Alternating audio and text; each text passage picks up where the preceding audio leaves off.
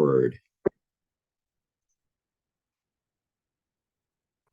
Hello there, and good morning from sunny Dalian, China, northern China. It is still a bit chilly out. Fahrenheit wise, we're at about 38, 39 today, but with the sun, it feels pretty great. So let's go ahead and get started. Reflection. What I'm going to do is I'm going to walk through the standards and give you my reflection on each of the standards. So I hope that you can see my screen. I'm looking at standard 1 right now, and mission, vision, core values.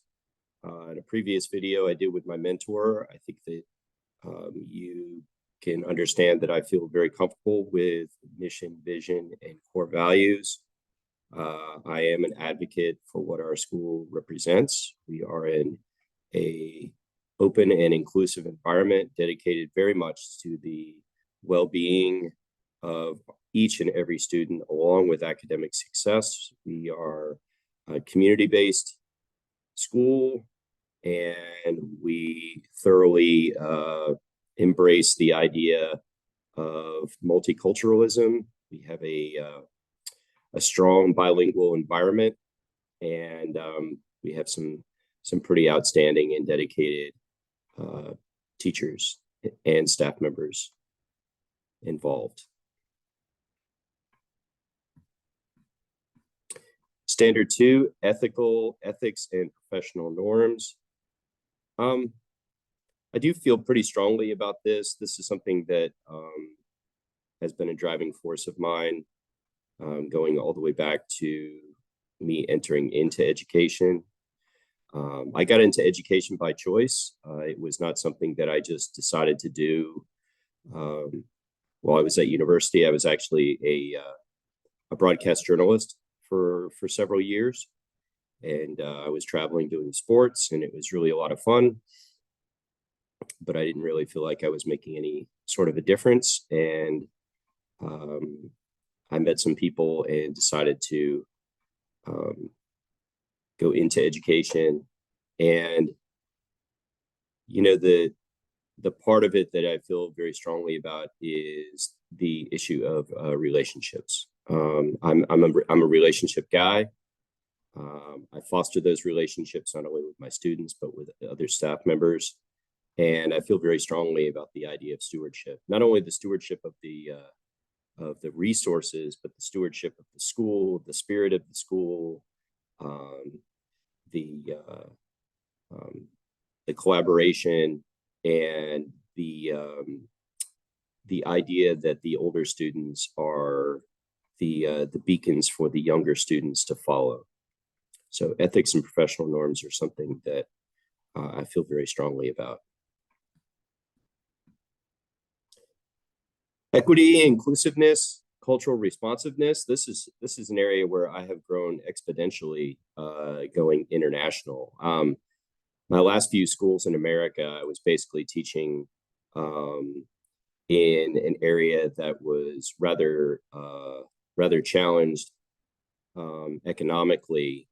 It was an agrarian area, mainly growing apples, pears, and many of the students were from Guatemala, Honduras, and I spent a lot of time with them, and they were kind of my guys, and I really enjoyed working with them and coaching them.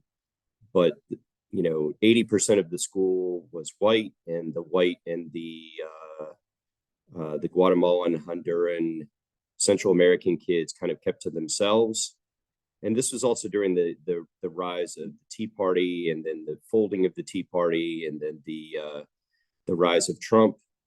So there was a lot of animosity and a lot of chanting and build the wall T-shirts, and it was just really not a great place to be. And then when I headed to Tunisia, where I was prior to coming here, I was the outsider, and I really grew in that area. And I met and fell in love with a local woman who is now my wife, and she really has been just a real wealth of knowledge and understanding, and been very patient with me. So standard 3, equity and inclusiveness, when you teach in America, equity towards kids who have, challenges, whether it be ADHD or, other learning issues is one thing. And you are governed to make sure that they have educational equity, and you are governed to, treat each student a certain way. But cultural responsiveness is not something that you are necessarily even taught or really even spoken of. And so when I ended up at the school in Tunisia where Kate is, I learned a lot, and I'm very thankful for that. And that is an area that I continue to grow. We're in the middle of Chinese New Year right now. That was last night, so we had fireworks literally nonstop from probably 7 o'clock until, I would say 1:30, 2 o'clock in the morning, and then they had more fireworks at daybreak. By the way, they set off fireworks to kind of commemorate those who died that previous year, and to chase away the evil spirits, and hopefully that nobody that they love will pass this year. So there's some cultural responsiveness for you. All right, standard 5, curriculum instruction and assessment. I've been a head of department and an educational leader, grade level leader for quite a while. I feel like I have a pretty firm grasp on this area, but there is still definitely areas for me to grow in. We are a standards-based grading school, and we are in the middle of our curriculum review cycle. Well, you always are, but we are really going at it pretty intently this year. So that is an area where I will have lots of evidence, and I feel like I'm growing, but I still feel like that this is an area, especially the areas of use of data. That is something that I need to focus on. I'm getting better at it. I'm not going to say it's a weakness, but I'm dedicated to turning it into more of a strength, especially the use of WIDA and RAP scores to kind of influence my teaching. Morning coffee. It is 11 o'clock here, and like I said, we were up late last night with fireworks. All right, moving on to community of care and support for students. Our school does just a phenomenal job with this. This is definitely an area of strength. In Kate's school, where I was in Tunisia, another school that just does such a great job with care. I really find it difficult at the international level to find a school that is not embracing care coming out of COVID, especially in China. When you're a student in China and you go 2+ years hearing nonstop from the government and everybody around you that if you get COVID, you're going to die, and you're locked in your apartment, you're locked in your neighborhood, and you're scared to death that they're going to come put something on your door and lock you in your apartment for days and days and days. You have to come out of that with a very caring, nurturing, and loving attitude, where you're just not going to be effective in leading these young people. And we have really done a great job with that. We really try to maintain a safe, caring, healthy school. We really work hard to try to gain data, gather data about the well-being of our students. We are currently bringing in a new leader of our counseling department who we're very excited about, and hopefully that will be a continued area of growth for us. Speaking of area of growth, this is one that I am going to earmark right now for me. Standard 6, professional capacity of school personnel. I really don't fully understand the recruitment process. I get it. I've been recruited. This is my 7th school. I understand it. But from the inside out, I don't quite understand how you decide what are your best who's the right person to hire? Who are the right people to recruit? What do you look at when you look at somebody's CV? To what level do you use background data? Do you use references? So on and so on. So that is something that I don't really understand, and I also don't understand the idea of how we decide who we're going to try to continue to have around, and at what point do you decide that it would be best to let somebody find somewhere else to be employed. So, and I've been on that side of it too. So I had a principal and we just did not get along, and we just amicably decided that, I needed to be somewhere else. And I thank him for his honesty. Giving effective and actionable feedback about instruction, that is an area that our school needs to grow in, and that is an area that I need to grow in. I don't really get an opportunity to do that because as a head of department, we're only really expected to be coaches. But I'm going to try to figure out how I can get in some classrooms and try to learn. I mean, we have so many great teachers here. That shouldn't be too much of a problem. Okay, moving on. Professional community for teachers and staff. We do a pretty good job with that. That is an area that we could grow in, but I feel pretty good about that.